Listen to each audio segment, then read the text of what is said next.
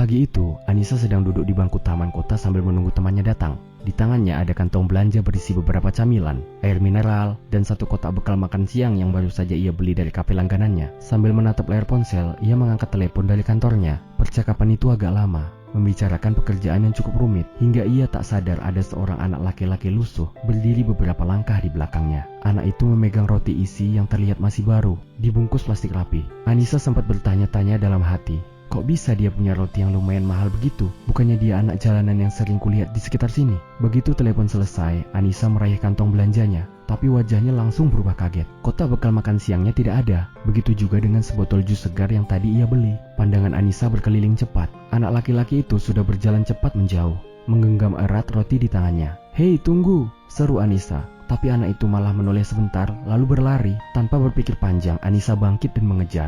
Sepatunya mengetuk-ngetuk trotoar dengan cepat. Napasnya mulai memburu, sementara anak itu berlari menyusuri gang sempit di antara toko-toko kecil. Di kepalanya hanya ada satu pikiran, anak ini harus diberi pelajaran. Berani-beraninya dia mencuri dariku. Namun saat ia membelok ke ujung gang, pemandangan di depannya membuat langkahnya tiba-tiba melambat. Di ujung gang itu, anak laki-laki tadi sedang berjongkok. Di depannya, seorang anak perempuan duduk di atas kardus bekas, memeluk lututnya. Bajunya kotor, rambutnya kusut, dan matanya terlihat lelah. Anak laki-laki itu dengan hati-hati membukakan bungkus roti yang ia ambil, lalu menyerahkannya ke adiknya. Anak perempuan itu langsung memakan roti itu perlahan, seolah takut rotinya cepat habis. Anissa berdiri beberapa langkah dari mereka, terdiam. Amarahnya yang tadi membara tiba-tiba terasa aneh, bercampur rasa iba. Ia mulai memperhatikan di sebelah anak perempuan itu, ada botol jus yang ia beli tadi, masih setengah penuh. Sepertinya sudah dibagi untuk diminum bersama. Anak laki-laki itu menoleh, dan saat melihat Anissa, wajahnya langsung pucat. Ia bangkit dengan cepat, tubuhnya kaku,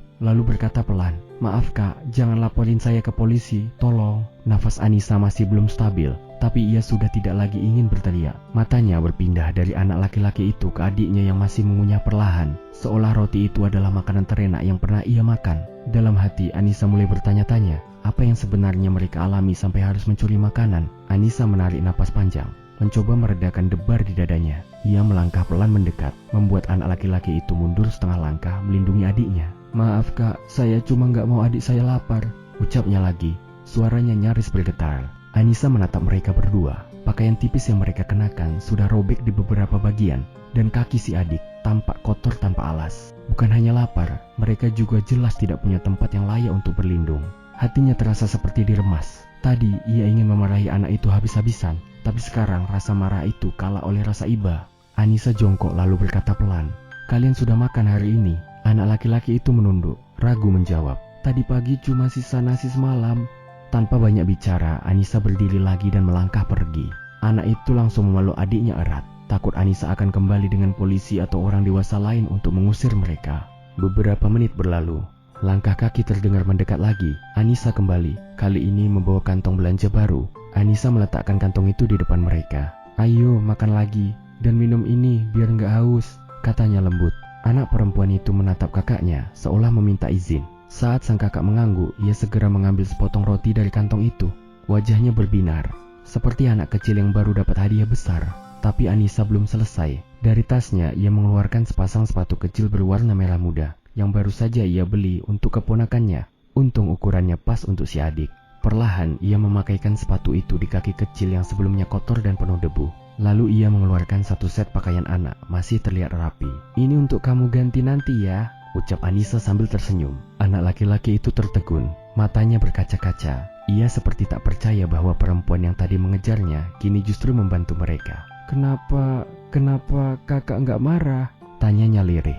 Anissa menatapnya dalam. "Karena kamu cuma berusaha melindungi adikmu, dan aku nggak mau membiarkan kalian kelaparan lagi hari ini." Anak laki-laki itu terdiam lama. Lalu pelan-pelan ia berkata, "Terima kasih kak, saya janji nggak akan ambil barang orang lagi." Anissa tersenyum tipis, menepuk pundaknya. "Kalau butuh makan bilang saja, dunia ini nggak selalu jahat, asal kamu tahu kemana harus meminta tolong," ucapnya.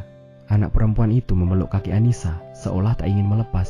Matanya berbinar bukan hanya karena kenyang, tapi karena ada orang asing yang mau melihat mereka sebagai manusia, bukan sekadar pengganggu jalanan. Sebelum pergi, Anissa memberikan sebuah amplop berisi uang secukupnya, sambil berkata, "Gunakan ini baik-baik ya, dan pastikan adikmu selalu makan." Mereka berdiri di tepi trotoar, melambaikan tangan ketika Anissa menjauh. Langkahnya ringan meski hatinya masih penuh campuran rasa haru dan sedih. Di kepalanya satu pikiran berulang-ulang terdengar. Terkadang kebaikan kecil bisa mengubah hati seseorang bahkan hidupnya. Jangan terlalu cepat menghakimi seseorang dari perbuatannya, karena kita tidak pernah tahu alasan dibaliknya. Sedikit empati dan kebaikan bisa jadi hal yang menyelamatkan, bukan hanya untuk mereka tapi juga untuk hati kita sendiri. Terima kasih.